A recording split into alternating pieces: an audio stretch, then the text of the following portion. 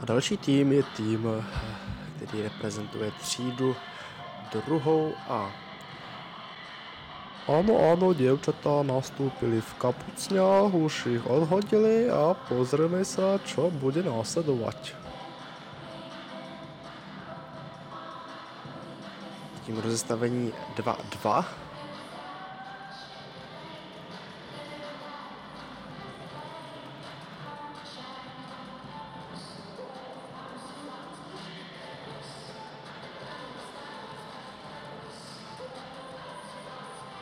Vyzerá, že dievčatá bolí chrbát. Ano, možná budou také namožené záda.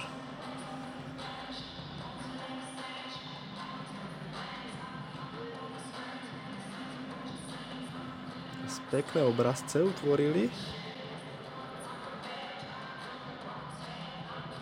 Je to veľmi živé a aktívne.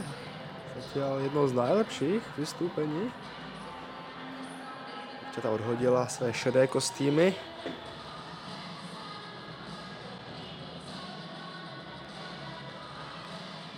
Áno, a teraz zaujímavá póza. Áno, pekne, to musí bolieť. Nechcel by som v jej koži byť. Toto nie je poloha pre chlapcov.